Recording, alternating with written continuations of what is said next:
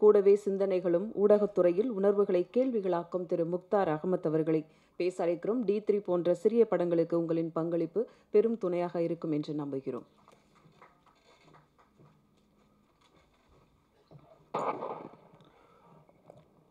அனைவருக்கும் வணக்கம். D3, D1, D2, D3ன்னு police station பேர் கேள்விப்பட்டிருப்போம். இந்த படத்துடைய பேர் பார்த்த பிறகு அந்த படத்துடைய முக்கியமான ஆழமான அழுத்தமான அந்த வரிகள், ஒரு வார்த்தை வைத்து அந்த வழக்கு எப்படி முடிகின்றது என்ற ஒரு சொல்லுக்கு நிகராக இந்த படத்துடைய கதை அமைந்திருக்கின்றது சொன்னார்கள். அந்த ஒரு வார்த்தை தான் ஊடகத்துறையில் இருக்கக்கூடிய நமக்கும் அது பொருந்தும். காரணம், வரக்கூடிய சிறப்பு விருந்தினர்கள் இது போன்ற வார்த்தைகளை பயன்படுத்தினாலும் அவருடைய வார்த்தைகள் நாம் மிகவும் உன்னிப்பாக கவனித்து அந்த வார்த்தையில் இருக்கக்கூடிய உண்மைத்தன்மை என்ன என்பதை கண்டறிந்து விவாதிப்போம். சமீபத்தில் பார்க்கும்போது ஒரு ஃபாதரிடம் சொன்னார், ஒரு 120 வீடுக்கு நாங்கள் பிரதமருடைய திட்டத்தில் கட்டி கொடுத்தோம் என்று சொன்னார். அந்த 120 என்ற ஒரு வார்த்தை, அவர் கட்டி கொடுக்கப்பட்டது என்ற வார்த்தை, இந்த ஒரு வார்த்தை தான் எனக்கு ஒரு மிகப்பெரிய ஒரு சிறப்பு அம்சமாக அமைந்தது அந்த நேர்காணலுக்கு. அதன் பிறகு ஒரு தனி மனிதனால் 120 வீடு கட்டுத்தர முடியாது. இது பிரதமருடைய திட்டம். தனி மனிதனால் தான் இதை வாங்கி கொள்ள முடியும், இந்த திட்டம் நிறைவேற முடியும். அது மட்டும் இல்லாமல் அதுக்கு தரக்கூடிய 2,10,000 என்பது மானியம். 1,00,000க்கு 30,000 என்ற அடிப்படையில் 7,00,000க்கு தருகின்றார்கள் என்று சொன்னார்கள். இதை வைத்து மடக்கி தான் நாம் விஷயங்களை கொண்டு வந்தோம். இது போன்ற ஒவ்வொரு விஷயங்களிலும் அரசியல்வாதிகள் செய்யக்கூடிய செயல்பாடுகளை உன்னிப்பாக கவனிக்கின்றோம். ஒரு அரசியல்வாதி சொல்வார், நம்முடைய கட்சியில் நம்ம வேட்பாளர் நிறுத்தும்போது சாதி ரீதியாக வேட்பாளர் நிறுத்தவே மாட்டோம்னு சொல்வார். அப்போது அந்த கட்சி தலைவரை நம்ம முழுமையாக ஏற்றுக்கொள்கின்றோம். இளைஞர்களும் ஏற்றுக்கொள்கின்றார்கள். பரவாயில்ல, இவர் கொஞ்சம் வித்தியாசமாக சொல்கிறாரே, ஒரு உண்மைத்தன்மை இருக்கேன்னு எல்லோரும் எதிர்பார்க்குறோம். திடீர்னு பார்க்கும்போது அந்த அரசியல்வாதி, குறிப்பாக ஈரோடு இடைத்தேர்தலை பார்க்கும்போது அந்த அரசியல்வாதி அங்கு பெரும்பான்மை மிக்க உள்ள சாதியாரை ஒரு வேட்பாளராக நிறுத்துகின்றார் என்றால் அப்போ அவருடைய நோக்கம், அவருடைய செயல்பாடுகள், அவருடைய நேர்மைகள் எல்லாமே கேள்விக்குறியாகின்றது. அப்போது இந்த அரசியலுடைய செயல்பாடுகள் பல கேள்விகளுக்கு ஆளாகின்றன. இது போன்ற நிலையில் தான் நாம் ஒவ்வொரு விஷயமும் பார்க்கக்கூடிய நிலைக்கு தள்ளப்படுகின்றது.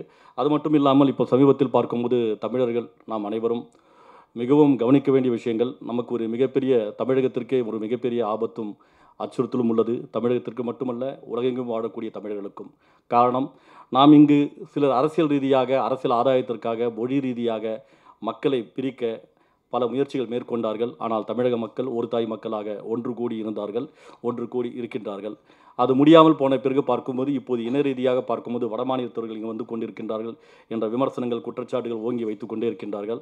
ஆனால் நம்முடைய தமிழர்கள் உலகம் முழுக்க வாழ்ந்து கொண்டிருக்கின்றார்கள்.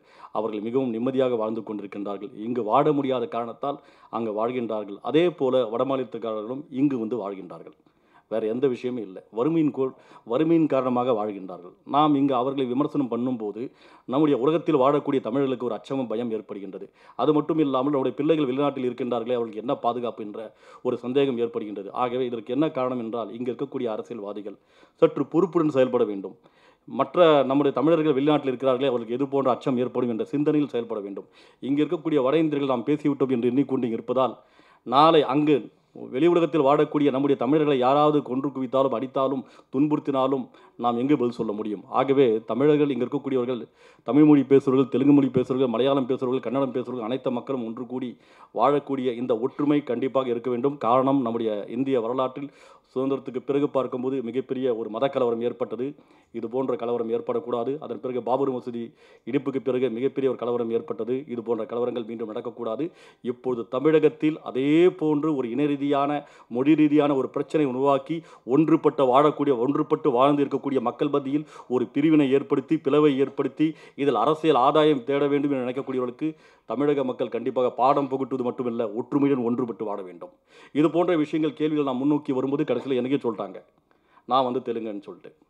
நான் வேலூர் மாவட்டம் குன்னத்தூர் என்ற ஒரு கிராமம், ஆரணிக்கு பக்கத்தில், இப்போ திருவண்ணாமலை மாவட்டம் ஆரணிக்கு பக்கத்தில் ஒரு சிறிய கிராமம். அங்கே தான் என்னுடைய தந்தை பிறந்தது வளர்ந்ததெல்லாம். எங்களுடைய குடும்ப தொழில் ஒரு பாய் தொழில்.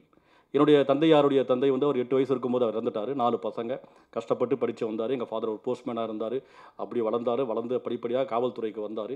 கடைசியில் சூப்பரண்டாக இருந்தார். இப்போ அவர் இல்லை, அது வேறு விஷயம். அப்போது நான் ஒரு தமிழ்னா, எங்கள் வீட்டில் நாங்களாம் தமிழ் தான் பேசுவோம். வடார்காடு மாவட்டம் வேலூருக்கு வந்த பிறகு அங்கே நிறைய உருது பேசுவாங்க, தெலுங்கு பேசுவாங்க, மலையாளம் பேசுவாங்க, எல்லோரும் பேசுவாங்க. எனக்கு தெலுங்கும் தெரியாது, மலையாளம் தெரியாது, உருது தெரியும். அப்போ நானே எங்கள் அத்தா தமிழில் பேசுவோம். இப்படி பேசக்கூடிய நாங்களெல்லாம் ஒரு கேள்வி கேட்கும்போது எங்களை பார்த்து, முக்தார் தமிழர் இல்லை தெலுங்கர் என்று சொல்லும்போது அந்த வலி இப்போது உணர்ந்தேன்.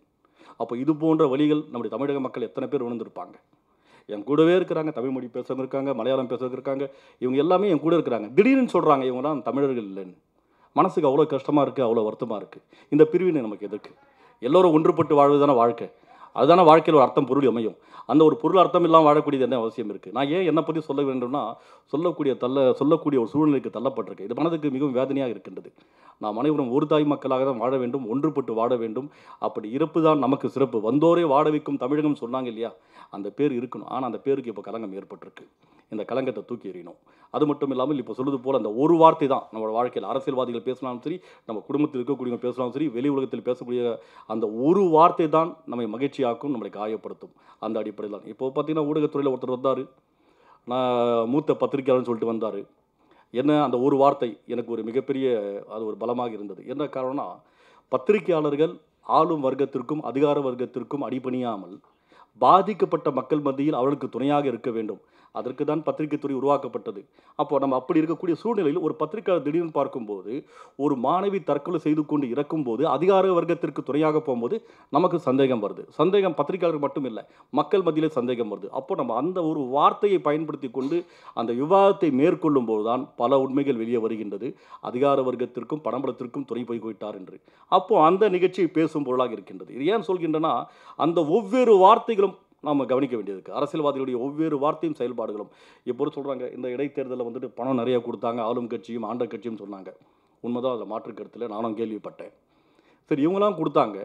ஒருத்தர் தொடர்ந்து வந்துட்டு தனிந்தே நிற்கிறாரு, துணிந்தே நிற்கிறாரு. ஆனால் தேர்தல் முடியும் போது தோல்வி அடையும் போது காரு பங்களாவோட செழிப்போடு வாழ்கிறாரு. எப்படி இந்த மேஜிக் நடக்குதுன்னு நமக்கு எல்லாருக்கும் சந்தேகம் இருக்குது. இதில் என்னன்னா, இந்த கட்சி அந்த கட்சின்னு சொல்ல வரல.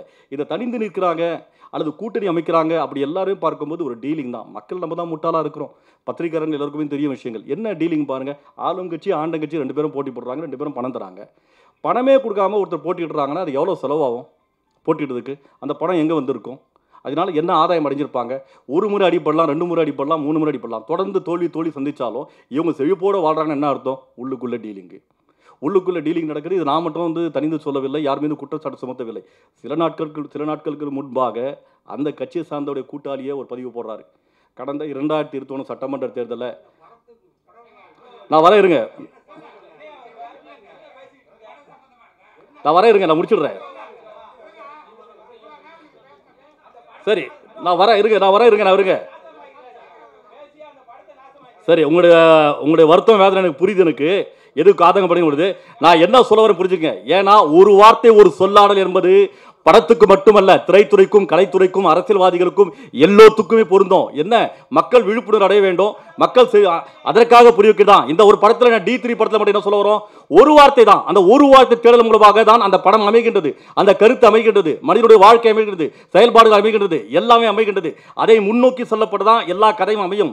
அந்த அடிப்படையில் சொல்றேன். உடனே நீங்க அது வந்துட்டு ஏன் இந்த கதைக்கு சம்பந்தம்னு சொல்லாதீங்க. இது மக்கள் பார்க்கக்கூடிய படம், மக்களுடைய சிந்தனை செயல்படக்கூடிய படம். மக்களுக்கு எல்லோருக்கும் எல்லா ஆதங்கமும் இருக்குது. மக்களுக்கு உண்மை தெரிய வேண்டும். தெரியவே கூடாது. ஒரு படத்தின் மூலமாக சொல்லக்கூடாது. திரைப்படத்தில் அரசியலும் உண்டு. ஏன் அரசியல் திரைப்படம் உண்டா? எல்லா துறையிலும் அரசியல் உண்டு. அந்த அரசியலை முன்னோக்கி சொல்கின்றதை தவிர வேறு ஒன்றும் அல்ல. ஆகவே இந்த D3 திரைப்படம் ஒரு சொல்லை வைத்துக் கொண்டு சொல்லக்கூடிய படமாக நாம் பார்க்க கூடாது. நம்முடைய வாழ்க்கையிலும் நிதர்சனத்திலும் அது அமைந்திருக்கு. அந்த அடிப்படையிலான இந்த படத்தை நாம் பார்க்க வேண்டும். ஆகவே நம்முடைய வாழ்க்கையிலும் இந்த ஒரு வார்த்தை இந்த சொல்லாடி நம்மை மகிழ்ச்சி விட்டும் நம்மளை துன்பமாக்கும். ஆகவே நாம் கவனத்துடன் செயல்பட வேண்டும் என்று கூறிக்கொண்டு இந்த D3 திரைப்படம் மிகப்பெரிய வெற்றி பெற வேண்டும் என்றால் இந்த திரைப்படத்துடைய குழுவினர்கள் பல போராட்டங்கள், பல துன்பம் துயரங்களுக்கு ஆளாகி அதன் பிறகு மீண்டெடுத்து இந்த படத்தை வெளியிடுகின்றார்கள். ஆகவே இந்த அக்கறை, சமூக பொறுப்பு நமக்கு இருக்க வேண்டும். இந்த இடத்துல அரசியல் பேசிட்டு நினைக்காதீங்க. அரசியல்வாதிகள் திரைப்படத்துறைக்கும் இந்த போன்ற வெளியீட்டு விழாக்கும் வருகின்றார்கள். ஒரு பத்திரிகையாளர் அடிப்படையில் மக்களுக்கு நேரம் கிடைக்கும் போது, வாய்ப்பு கிடைக்கும் போது சொல்ல வேண்டியது என்னுடைய கடமை. சொல்லிவிட்டேன். ஏற்றுக்கொள்வதும் ஏற்றுக்கொள்ளாமல் போவதும் உங்கள் விருப்பம். நன்றி, வணக்கம்.